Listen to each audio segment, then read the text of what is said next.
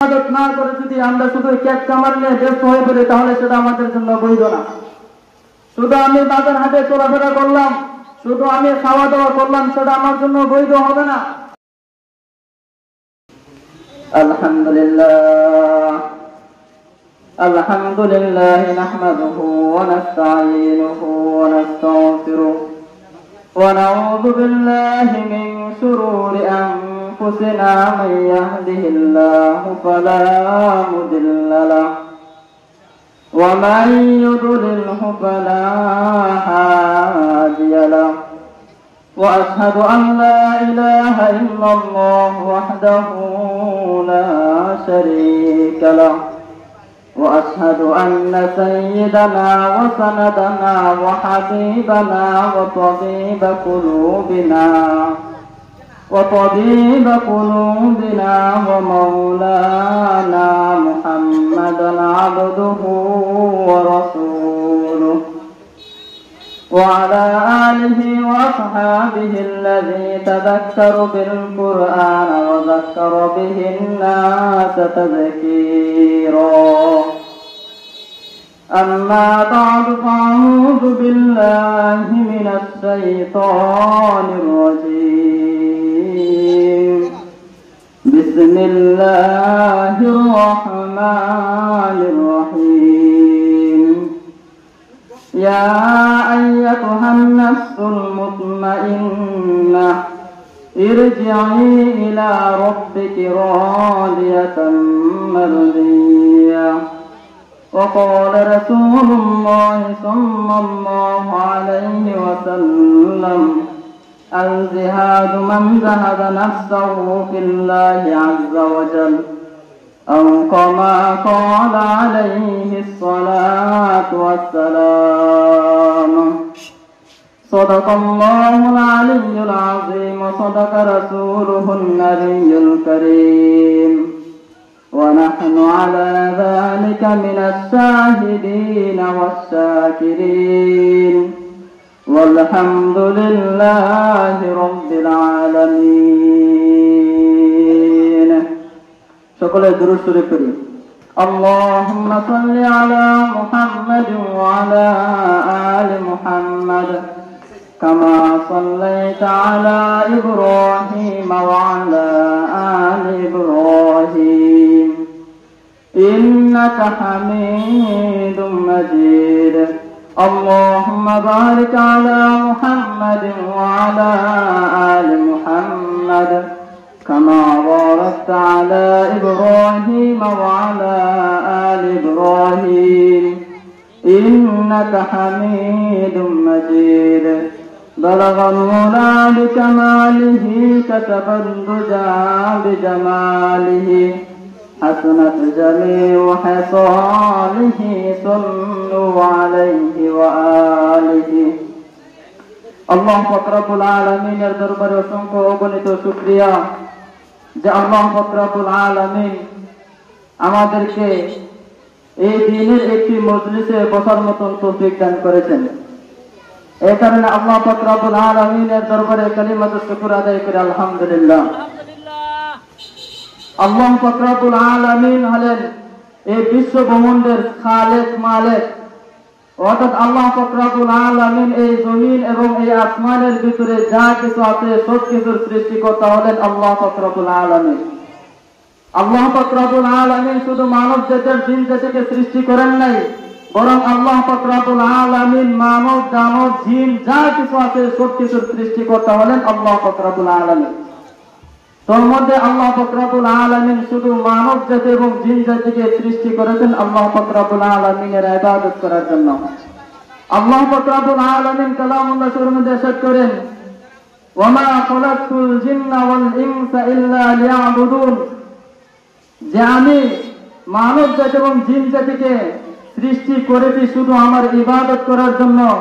অর্থাৎ আল্লাহ পাক রব্বুল আলামিন এই মানব জাতিকে শুধু খাওয়া দাওয়া করার জন্য সৃষ্টি করেন নাই, শুধু রং তামাশা করার জন্য সৃষ্টি করেন নাই, শুধু কৃষিকাজ নিয়ে ব্যস্ত থাকার জন্য সৃষ্টি করেন নাই, শুধু বাজার হাটে ঘোরার জন্য সৃষ্টি করেন নাই, বরং আল্লাহ পাক রব্বুল আলামিন এই মানব জাতিকে সৃষ্টি করার একটাই মাত্র উদ্দেশ্য, আর সেই উদ্দেশ্য হলো আল্লাহ পাক রব্বুল আলামিনের ইবাদত করা।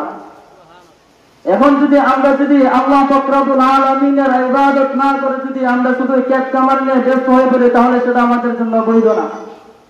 শুধু আমি বাজার হাটে চলাফেরা করলাম, শুধু আমি খাওয়া দাওয়া করলাম, সেটা আমার জন্য বৈধ হবে না। শুধু আমি রাস্তাঘাটে চললাম, শুধু আমি দুনিয়ার রং তামাশার মধ্যে ভোগ বিলাসিতার মধ্যেই আমি কাটিয়ে দিলাম আমার জিন্দেগিটা, তাহলে সেটা আমাদের জন্য জায়েজ হবে না। বরং এইগুলো তখনই জায়েজ হবে যখন আমি আল্লাহ পাক রব্বুল আলামিনের ইবাদত করব।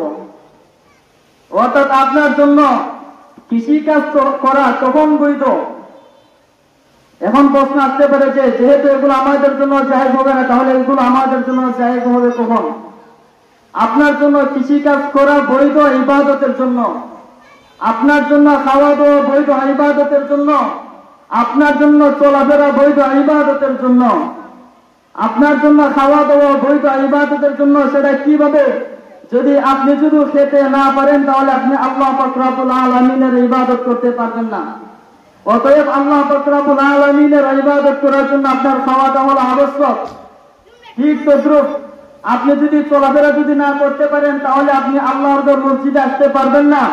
আপনার যদি চলাফেরা সেটাকে বৈধতা না দেওয়া হয়, তাহলে আপনি এই মজলিসের মধ্যে আসতে পারবেন না।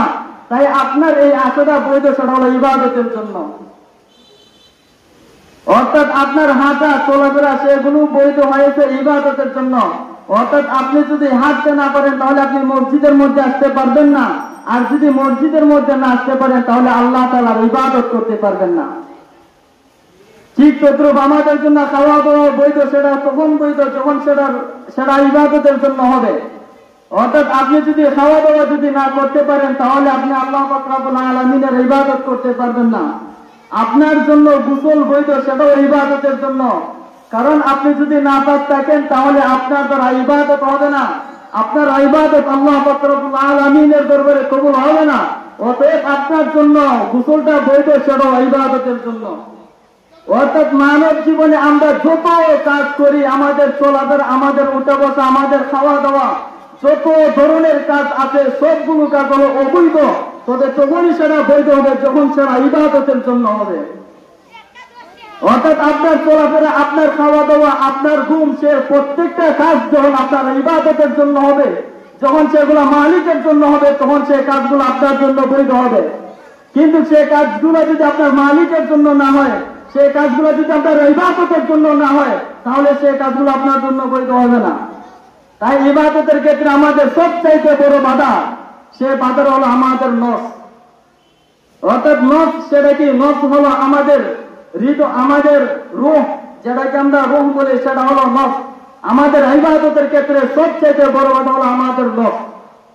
সেই নফস নিয়ে কালামুল্লাহ শরীফের মধ্যে 3 ধরনের নফসের ব্যাখ্যা দেওয়া হয়েছে। নফসটা কত দামি, নফসটা যদি অন্তরের মধ্যে থাকে, তাহলে সেটাকে জীবিত মানুষ বলে। আর নফসটা যদি তার দেহের মধ্যে না থাকে, তাহলে সে জীবিত মানুষ না, সে হয়েছিল মরা, যেটাকে আমরা লাশ বলি। আর সে লাশকে মানুষ ঘরের মধ্যে জায়গা দেয় না কেন? কারণ সে আর মানুষ রয়েছে না, সে এখন জিন হয়ে গেছে। মানে লাশ থেকে মানুষ ভয় পায়, তাই লাশ থেকে মানুষ ঘরের মধ্যে পর্যন্ত জায়গা দেয় না। একটা রূহ থাকার না থাকার মধ্যে এতটাই পার্থক্য যে যেমন আমরা দেখতে পারি অনেক সময় আমাদের অনেক হাঁস মুরগ সেগুলো মরে যায়, তখন আমরা দেখতে পারি যে একটা হাঁস মুরগকে মরতে দিবি, তাকে টিপলাই করতে দেরি নাই। নফস থাকা আর না থাকার মধ্যে এটাই পার্থক্য।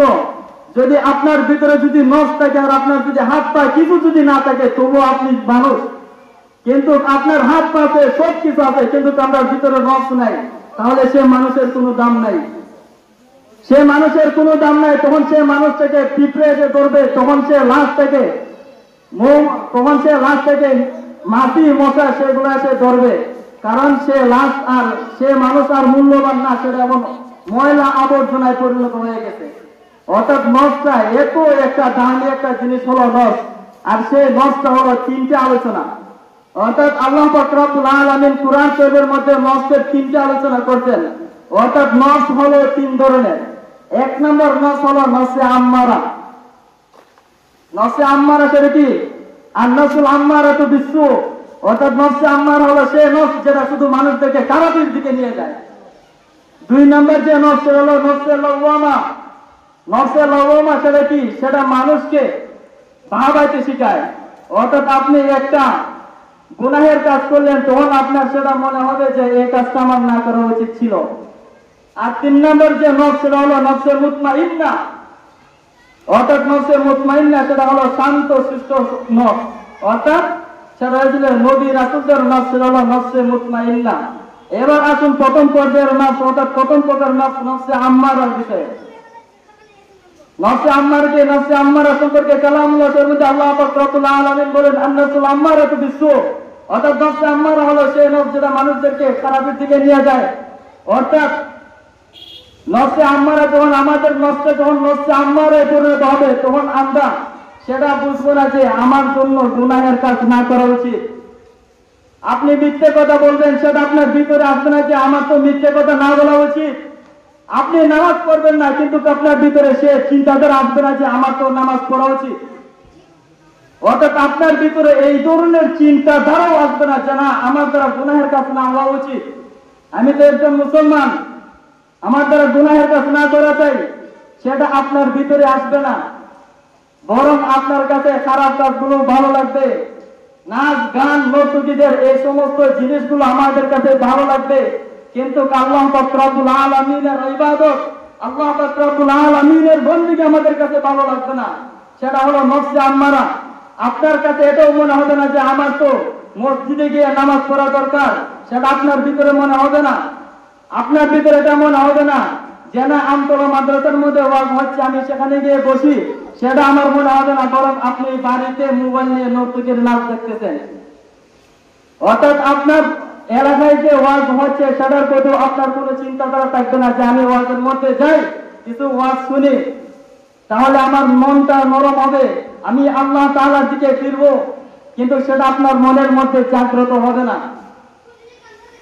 আপনার এটা মনে হবে না যে আমি নিজে তো পাপিষ্ঠ হয়ে গেছি, কিন্তু আমার ছেলেটাকে মানুষ বানাই, সেটা আপনার ভিতরে উদয় হবে না। কারণ আপনি নফসে আম্মারার মধ্যে লিপ্ত আছেন। আপনার ভিতরে নফসটা নফসে আম্মারা হয়ে গেছে। আর নফসে আম্মারা কি? নফসে আম্মারা হলো সেই নফস যে আপনাকে অনুতপ্ত হতেও শিখায় না। অর্থাৎ আপনার যে গুনাহের কাজ না করা চাই, এক কাজ করা চাই, সেটা আপনার ভিতরে উদয় হবে না। সেটা হলো নফসে আম্মারা। আর নফসে আম্মারা সেগুলোর মধ্যে আল্লাহ পাক রব্বুল আলামিন মোহর মেরে দেন। অর্থাৎ তাদের কপালে আর হেদায়েত জুটে না, বরং তারা কুফরির মধ্যে তারা মারা যায়, তারা পাপিষ্ঠ হয়ে তারা মারা যায়, তারা জাহান্নামের কীট হয়ে মারা যায়।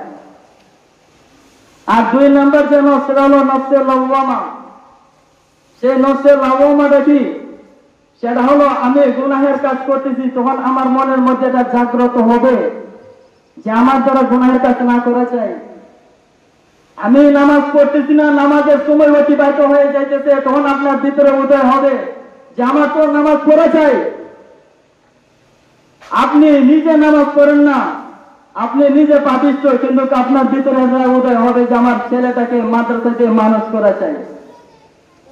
আপনি নিজে দান করেন না, কিন্তু আপনার ভিতরে এটা উদয় হবে যে না, আমার জন্য দান করা চাই। আপনি নিজে নামাজ পড়েন না, কিন্তু আপনার ভিতরে এটা উদয় হবে যে না, হে স্ত্রী, তুমি ঘর থেকে বের না। অর্থাৎ নফসে লাওয়ামা হলো এমন নফস যেটা মানুষদেরকে ভাবায়। অর্থাৎ আমার দ্বারা গুনাহের কাজ হয়ে গেলে সে পরে কয় যে না, আমার দ্বারা তো গুনাহের কাজ না করা চাই। মিথ্যে কথাটা কেন বললাম? অনেক সময় আমাদের ভিতরে মিথ্যে কথা বলার পর এটা আসে যে না, মিথ্যে কথা কেন আমি বললাম। অনেক সময় আমাদের নামাজ ছুটে যায়, তখন আমরা অনুসূচনা করি যে না, আমার তো নামাজ পড়া চাই, নামাজের অর্থটা চলে গেল। সেটাই হলো নফসে লাওয়ামা। আর নফসে লাওয়ামার ক্ষেত্রে রাসূল সাল্লাল্লাহু আলাইহি সাল্লাম বলেন যে মুমিন হলো ওই ব্যক্তি, যে ব্যক্তি নেকের কাজ করলে তার দিনটা খুশি হবে, আর গুনাহের কাজ করলে তার মনটা কষ্ট পাবে। সেটা হলো একজন মুমিনের অন্তর। আর সেই মুমিনের অন্তরটা সেটা হলো নফসে লাওয়ামা। অর্থাৎ কারোর ভিতরে যদি নফসে লাওয়ামা থাকে তাহলে সে মুমিন। কিন্তু যাদের ভিতরে নফসে আম্মারা থাকবে, তার ভিতরে ঈমান সেটা একদম দুর্বল হয়ে পড়ে। তাই আমাদের প্রত্যেকের নফসে লাভবান হওয়া উচিত, যেন আমাদের অন্তরটা যেন আমাদেরকে ভাবায় একটা কাজ হয়ে গেলে যেন সেটা আমরা ভাবি যে না এই কাজটা আমাদের জন্য না করা চাই। অনেক মানুষ আছে দেখবেন নিজে নামাজ পড়ে না, কিন্তু ছেলেটাকে মাদ্রাসায় দেয়। কেন দেয়? তার ভিতরটা নফসের লাভবান, সেটা ভালো না। তাদের শেষ পরিণতিটা হবে আল্লাহ পাক রব্বুল আলামিন তাদের খয়র হবে, অর্থাৎ মৃত্যুর আগে হলেও সে হেদায়েত অন্বেষণ করবে, সে হেদায়েত প্রাপ্ত হবে।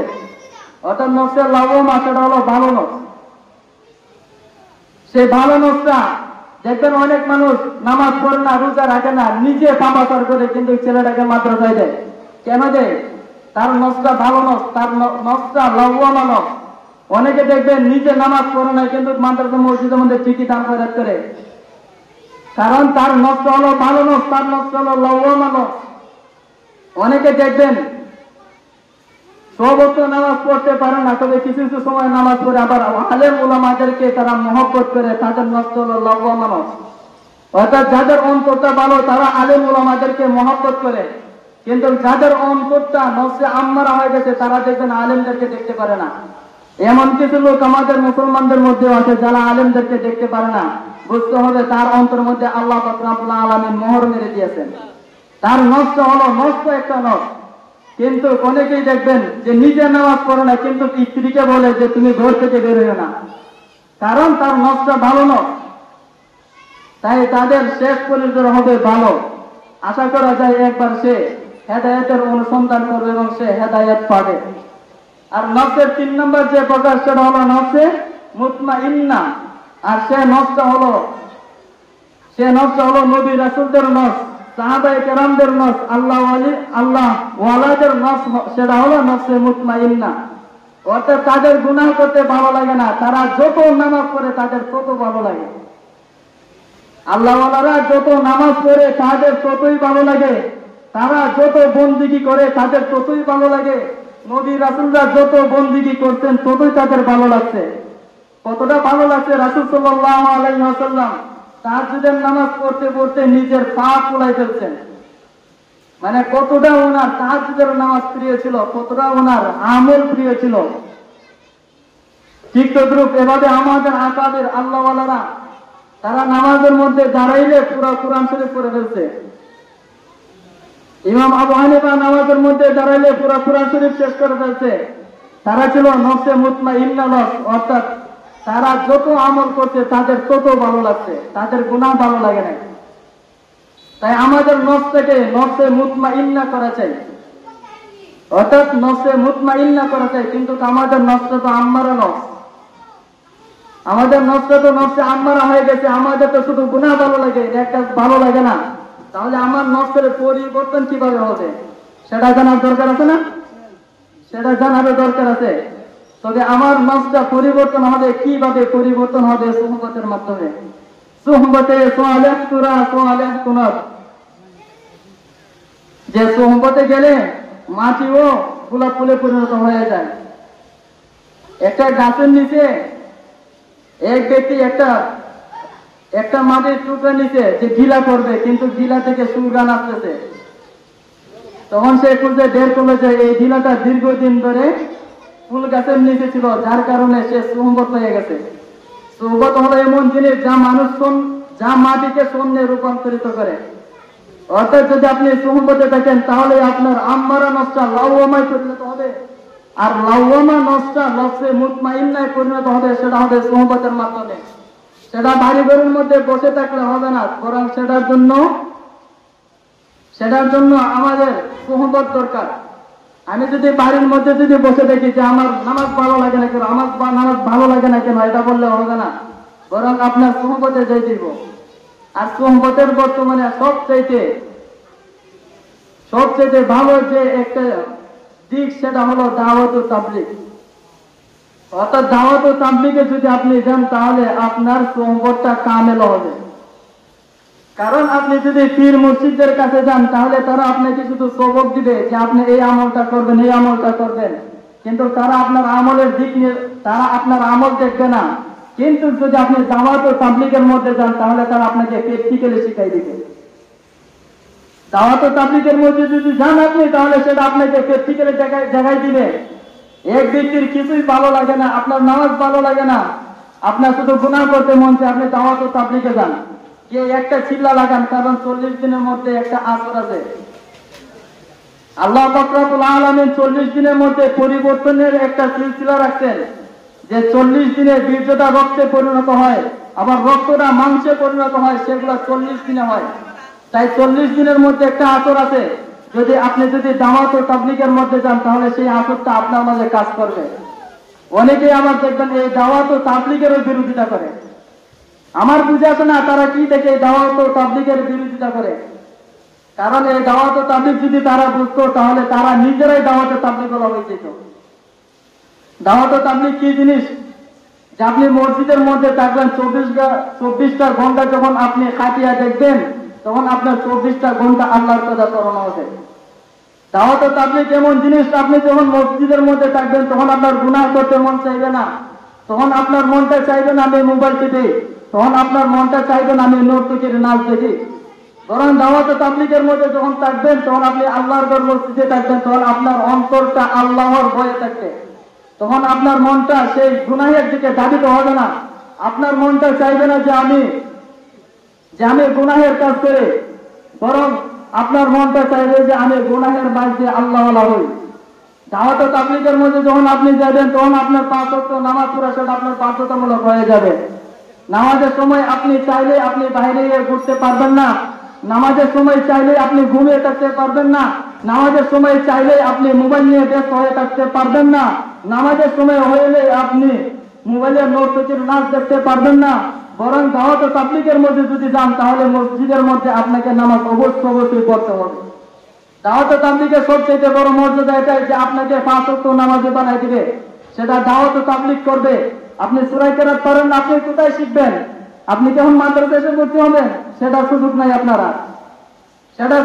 আপনি যে মাদ্রাসায় ভর্তি হতে পারবেন না। কিন্তু আপনি যদি দাওয়াত ও তাবলীগের মধ্যে যান তাহলে আপনাকে একজন কারি বানাই দিবে। 10টা সূরা আপনার অনর্গল মুখস্থ হয়ে যাবে, সেটাই দাওয়াত ও তাবলীগ ওয়ালারা করে।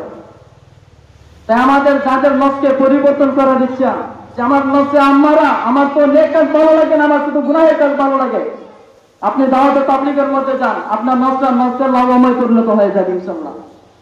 আপনার নফসে মুতমাইন্না, কিন্তু আপনার নফসে লাভমা, আপনার নফসে মুতমাইন্না পরিণত করে দিবে দাওয়াত ও তাবলীগ ওয়ালারা। তাই আপনি আপনার নফসের পরিবর্তন চান তাহলে দাওয়াত ও তাবলীগের মধ্যে যান। তাই আল্লাহ পাক রব্বুল আলামিন, যেহেতু মাগরিবের সময় হয়ে গেছে, আমি আমার আলোচনাটাকে খুব সংক্ষিপ্ত আকারে আলোচনা করেছি। যেহেতু মাগরিবের সময় হয়ে গেছে, আল্লাহ পাক রব্বুল আলামিন আমাদেরকে এই কথাগুলোর উপর আমল করার তৌফিক দান করুন। আল্লাহ পাক রব্বুল আলামিন আমাদের নফসের পরিবর্তন ঘটান। আল্লাহ পাক রব্বুল আলামিন যেন আমাদের হেদায়েত দান করেন, যেন আমাদের নফসে মুতমাইন্নায় পরিণত হয়, নফসে আম্মারা না, বরং নফসে মুতমাইন্নায় যেন পরিণত হয়, যেন আমল করলে শুধু আমার আমল করতেই মনে চায়, যেন আমার জন্য গুনাহের কাজ করতে ভালো লাগে না। আল্লাহ তাআলা আমাদেরকে আমাদের নফসকে এমন করার তৌফিক দান করুন। আর আল্লাহ পাক রব্বুল আলামিন এই নফসকে পরিবর্তন করার যে একটা মাধ্যম দাওয়াত ও তাবলীগের জন্য আল্লাহ পাক রব্বুল আলামিন আমাদেরকে কবুল করুন। ওয়া আখিরু দাওয়ানা আলহামদুলিল্লাহি রাব্বিল আলামিন। আসসালামু আলাইকুম ওয়া রাহমাতুল্লাহ।